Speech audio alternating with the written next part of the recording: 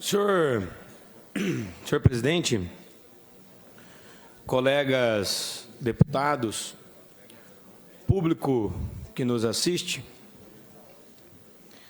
recentemente, eu que gosto de vasculhar as Escrituras Sagradas, a Bíblia, olhar os recados de Deus, que a quem acredita nele e nas Escrituras sabe que as autoridades são constituídas com auxílio dele, sempre me pego revisitando as Escrituras, senhor presidente, e lendo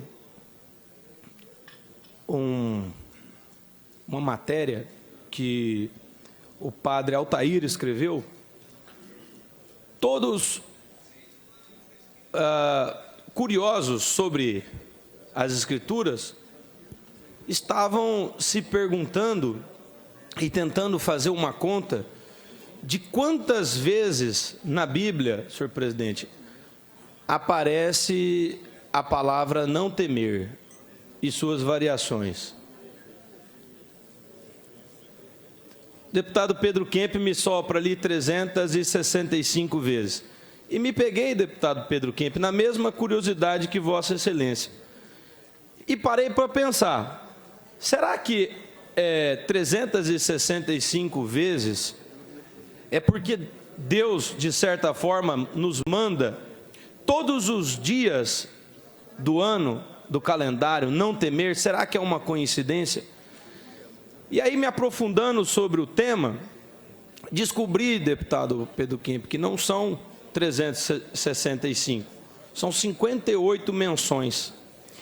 Mas as suas variações, porque isso foi colocado num software pelo padre Altair, no seu blog, dá mais ou menos 127 menções. Não temais, não temerei, não os temam. E ali me perguntei, deputado... 366 vezes. Há quem diga que são 366, mas são 127. Mas o fato é, deputado Pedro Kemp, eu me perguntei, por que será que a gente precisaria encontrar essa coincidência de Deus nos dizendo todos os dias para não temer, sendo que uma só vez... para nós e para o tamanho da nossa fé, já deveria bastar. Me senti, de certa forma, um fraco, de querer encontrar esse argumento de ter que todos os dias não temer. Deus disse dessas 127 vezes, e uma vez só deve bastar para todo mundo.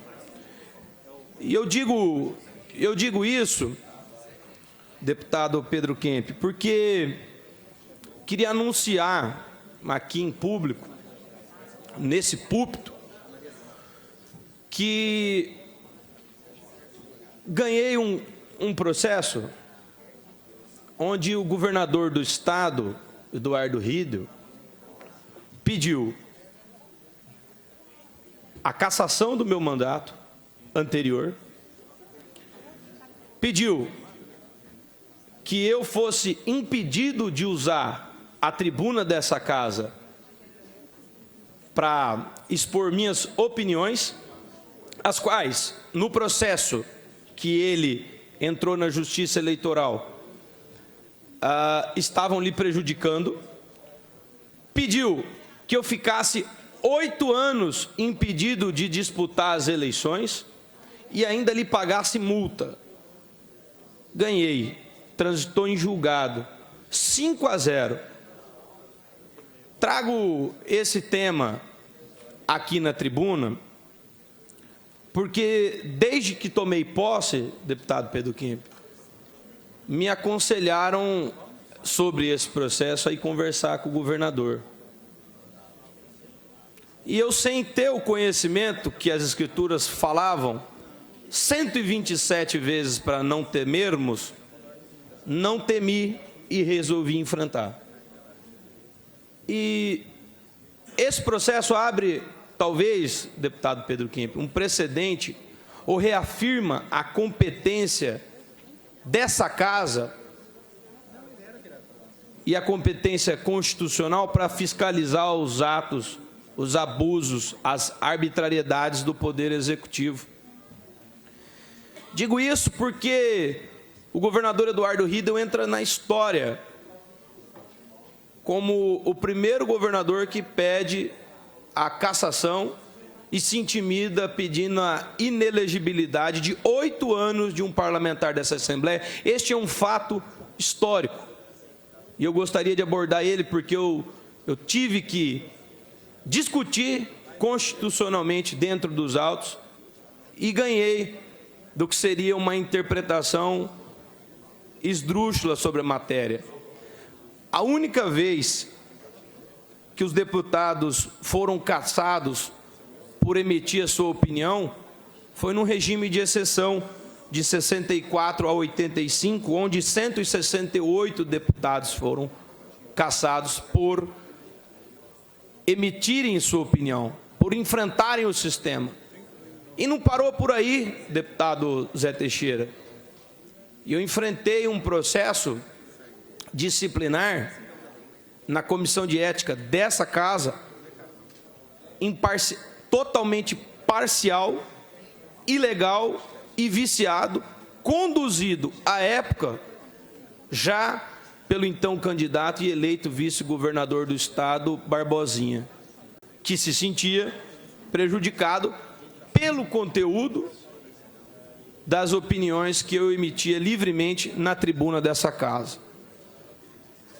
É importante frisar que esse processo ético-disciplinar se tratou de uma comemoração que eu fiz no momento de votar um projeto, atirando no alvo. E que a medalha esportiva olímpica, a primeira que nós ganhamos de ouro, deputado Zé Teixeira, foi porque nós sagramos vencedores desse esporte. É emblemático, porque na época que nós estávamos, que era uma pandemia, era comum a gente ver na tribuna e no telão deputados inaugurando campo de futebol, batendo bola, ou era lançamento de quadra de basquete, de quadra poliesportiva, e eu estava ali prestigiando e votando algo que era pertinente a um esporte que deu condições das pessoas se prepararem, das pessoas entenderem os meios de exercer a legítima defesa, que é o tiro esportivo. E que nós hoje, os CACs, estamos sendo perseguidos por ter essa condição. E esse recado que está sendo levado para os campos, para as organizações, para os eventos, talvez ele seja temporário. Então, a vossas excelências, a vocês, esportistas, eu digo 127 vezes também. Permite uma parte, deputado? Permito, não ter mais. Permito a parte, a vossa excelência. Deputado, eu ouvi assim com bastante atenção as colocações de vossa excelência, e eu acho que a palavra do parlamentar, segundo a Constituição, ela é livre. Só que eu acho que ela é livre, mas não pode cometer abuso. Na minha visão, quem fala, às vezes, alguma coisa que não deve. Por exemplo, vossa excelência falou aí na tribuna agora que vossa excelência foi submetido a uma comissão aqui nessa casa parcial. Vossa excelência acabou de dizer. Agora eu pergunto, qual que é a parcialidade se essa comissão parcial absolveu o senhor? Então, na minha visão, ela foi justa, porque se ela fosse parcial, ela poderia ter condenado vossa excelência e tinha que discutir na justiça. Uma outra coisa, não vou falar nem como parlamentar, vou falar com uma pessoa mais experiente que vossa excelência, pela vida. Vossa excelência poderia ter feito a comemoração do jeito que vossa excelência quisesse, atirar de fuzil, atirar de 12, atirar de revólver e tal. O que vossa excelência não deveria ter feito, na minha visão, é ter filmado e colocado na rede. Porque aí é um momento muito difícil, porque Vossa Excelência exerce um cargo parlamentar e, na minha visão, Vossa Excelência tem que dar exemplo. Esse é o meu pensamento. Obrigado pela parte de Vossa Excelência, mas Vossa Excelência me faz uma pergunta. E eu vou dizer para Vossa Excelência o que é parcial. Todos têm direito, na condução de um inquérito, de uma investigação, de ter um juiz imparcial. Aquele que tem interesse, aquele que se sentiu violado, e toda a coligação que me processou, no mesmo período, e se sagrou vencedora, deputado Zé Teixeira, não poderia presidir os atos de investigação. Isso eu atacaria judicialmente. Eu atacaria judicialmente, não deu tempo, porque o senhor falou uma verdade. Eu fui absolvido aqui nessa casa. Só que é importante, já que o senhor toca nesse assunto, eu explicar para o senhor em que condições eu fui absolvido. Eu fui absolvido tendo saído do plenário condenado. Eu fui condenado. Quando eu cheguei na minha casa, a sessão continuou, eu não sei por qual motivo, houve uma mudança de voto. E aqui, não sei se está aqui, deputado Renato Câmara, agradeço Vossa Excelência pessoalmente mais uma vez. Vossa Excelência mudou o voto. E a mudança do seu voto fez com que o deputado Orro também mudasse o voto.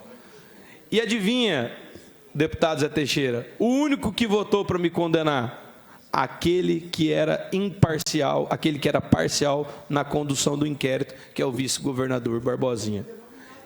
Então, eu quero dizer para o senhor que eu acho que a gente tem que passar pela comissão de ética, quando a gente se excede, quando tem atos de irregularidades, mas a gente tem que filtrar isso, porque a gente sabe as irregularidades que acontecem, e a gente sabe quando ela é de conteúdo persecutório, que foi o que aconteceu no meu caso. Apenas para responder Vossa Excelência. Mas eu quero continuar aqui dizendo hoje desse dia de libertação para esse parlamentar. Hoje eu tenho a confirmação de que essa casa não deve, não pode se acovardar, porque todas as orientações que deram a esse parlamentar eram no sentido de diminuir o tamanho e a estatura e a importância do que representa o cargo de deputado estadual. E eu decidi enfrentar todos os desafios e me sinto hoje mais livre, depois de uma ação judicial de impugnação e investigação para perda de mandato, depois de um processo ético-disciplinar vencido, e estou na minha terceira investigação, o terceiro inquérito na Polícia Federal, por ter sido patriota e defendido os direitos do povo e do cidadão de bem. Então não há nenhum tipo de arrependimento.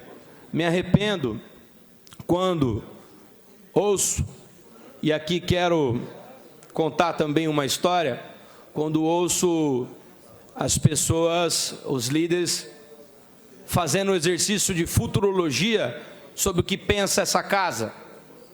Estava eu, colega Neno Razuc, num restaurante, e eu estava sentado, deputado Neno Razuc, atrás de um arbusto, entre mim e uma outra mesa. Olhei para trás, eram duas pessoas, dois mandatários, sabidos, espertos, do alto comando do governo executivo. E eu estava atrás desse arbusto. Nem se eu quisesse eu poderia me mexer, eu estava sentado numa cadeira. Eles falavam alto. Eu tenho uma boa audição. Sempre a gente se pergunta, e há um jargão, que debaixo da mesa do governador, deputado Neno Razuc, há um anão que passa as informações. Eu sempre quis encontrar esse anão. Mas, nesse dia fatídico, era este parlamentar o anão atrás do arbusto, porque eu estava ouvindo. E a conversa foi, e houve uma certa comemoração com relação à inércia dessa casa. Na Assembleia a gente resolve tudo. Lá é nosso. Palavras que eu escutei. Existem 2 compromissos do governador Eduardo Riedel. Um é a eleição de senador do ex-governador Reinaldo. E o outro é colocar o Sérgio de Paula no Tribunal de Contas. E o outro disse, e os deputados? Lá é nosso. Eu ouvi isso. E eu digo isso porque vai passar por essa casa, com certeza, alguns dos temas, eu já estou vendo passar. E eu sinto o incômodo que tem Vossas Excelências, e sinto também pelas pessoas, apesar de que poucas têm coragem de falar, o que está acontecendo no Mato Grosso do Sul, deputado Neno Razucchi. Eu vejo uma comemoração da ida de partidos diferentes, e aqui não importa se PDT, PCdoB, PSOL, PSB, 50 prefeitos para o PSDB. A cada prefeito, um batuque, um badulaque, uma comemoração, como se estivesse havendo adesão a uma agenda política, a um conteúdo pragmático. E eu não consigo deixar de esquecer a eleição de 22, deputado Neno Razucchi, porque eu estive apoiando o capitão Contar, e eu sei o que a gente tinha de estrutura, eu sei o que a gente tinha de apoio popular.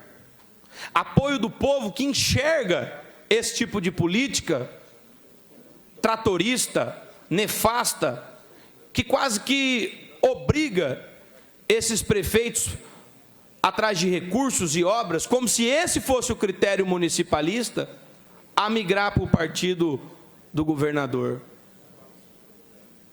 O povo reconhece, o povo enxerga isso, deputado Lucas de Lima, deputado Lídio Lopes. Está todo mundo enxergando. Com todo o apoio reunido para o candidato da época, nós conseguimos ir para o segundo turno. Por quê? Porque a população não aceita esse tipo de política. Você pode até querer colocar nesses prefeitos bico e pena. Eles vão ficar gordos, não vão parecer tucano, eles vão parecer peru. Um piruzão de Natal cheio, gordo. Não levanta voo, não alça voo. Então, eu quero dizer, deputado Pedro Oceano Neto, que os prefeitos que estão indo, com todo respeito, a gente entende-os, porque eles estão interessados em promover melhor relacionamento, melhorias para o seu município, mas alguém precisa falar que esse tipo de política está ultrapassada. Isso vai prejudicar o próprio partido do governador. Me lembro, deputado Pedro Oceano Neto, uma época que os governadores eram nomeados, e em seguida do ex-governador Marcelo foi nomeado o governador Pedro Oceano. Os prefeitos fizeram uma migração quase que automática, e é legítimo, eu entendo os prefeitos, mas é preciso o governo entender a multiplicidade de partidos, de posições, entender quem é que se coaduna. E eu vou exemplificar, vou citar um prefeito aqui, o prefeito do município de Paranaíba. Não tinha quem era mais odilon do que aquele prefeito. E eu briguei naquela eleição entre o odilon e o ex-governador Reinaldo, defendendo o governador Reinaldo e os compromissos que ele assumiu com o município de Paranaíba. Um deles era uma ponte que não existia. Esse prefeito foi às margens dessa ponte, em construção, porque ela era de madeira, e ele pegava e jogava a poeira para cima e dizia, ele estava no PDT à época, e dizia coisas do governador Reinaldo, em exercício, que nem mesmo o opositor mais digno, que sobe hoje nessa tribuna para fazer cobranças e fiscalizações, não teria coragem de repetir as palavras. Hoje, ele é um tucano ou um peru no ninho. Bem cheio de bicos e penas. Então, eu quero dizer a vossas excelências, aos colegas parlamentares, que nós precisamos estabelecer uma agenda. Se a agenda do governador Eduardo Riedel, ela é ligada aos movimentos de esquerda, do Partido dos Trabalhadores, do MST, nós precisamos separar isso urgente, deixar claro. O deputado Zé Teixeira, que me antecedeu aqui à tribuna, fez uma reclamação, quase que uma súplica, uma reivindicação. Nós estamos vendo o que está acontecendo, inclusive acontece agora no município de Antônio João, e nós temos que separar, deputado Neno Razuc, o joio do trigo. Nós precisamos colocar uma agenda, um norte, um caminho, porque o Brasil é o único país que tem condições de triplicar a sua produção. É um país que o PIB influi, o agrário, no nosso PIB geral, em quase 8% a 10%. E nós estamos vendo, recentemente, a Organização das Nações Unidas interferindo, através do que se chamaram de lobby da ONU, no STF, para que possa haver essas demarcações, para que possam colocar esses movimentos contra os produtores. Então, a gente precisa, em primeiro lugar, para concluir, para que fique claro, decidir de que lado que a gente está. Separar o joio do trigo e colocar quem é quem no seu devido lugar. E eu acredito, sinceramente, que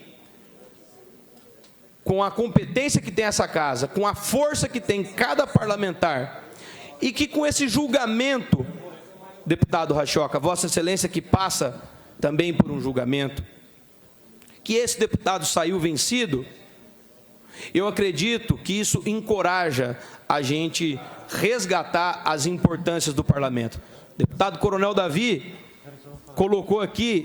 Uma parte, deputado João Henrique. Concedo a parte a Vossa Excelência. Deputado João Henrique, eu escutei atentamente sua fala em respeito a quem vai ser escolhido para tribunal. Aqui vai passar por essa casa, nós vamos votar aqui democraticamente, vai ser escolhido, tenho certeza, quem tiver capacidade de representar a casa, porque o Tribunal de Contas é um órgão auxiliar dessa casa. Mas vou me somar aqui a Vossa Excelência em relação à inércia que é reclamada pela população para nós parlamentares. Realmente, essa casa já foi muito mais respeitada, essa casa aqui já teve muito mais força, e hoje a gente tem horas que parece que nós fazemos papel de despachante dos órgãos, tanto Tribunal de Contas, Tribunal de Justiça, do Governo do Estado, não passamos de despachantes. E está errado, essa casa tem que voltar a ter atitude.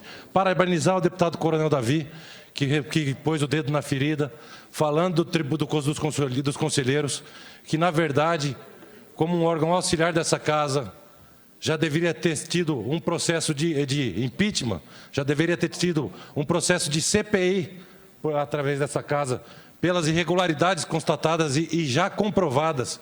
Então, não só, como a CACEMES também, vou voltar a falar da CACEMES, a inércia da casa em relação à CACEMES é inadmissível. A gente tem que deixar, vou falar aqui, João Henrique, pode encher de peru, que quem morre de véspera é peru, pode encher, de verdade.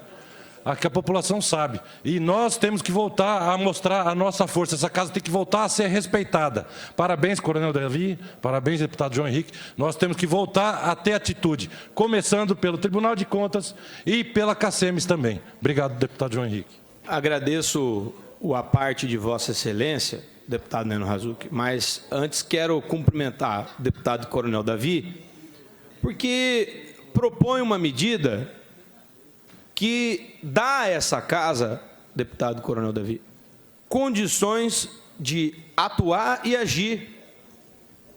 Quero conhecer a PEC de Vossa Excelência e entender constitucionalmente quais são os poderes ali nela estabelecidos, porque eu acho que a casa tem que agir. A população enxerga e olha, todo mundo revoltado com essa situação da Cacemes, como era na época da Energisa.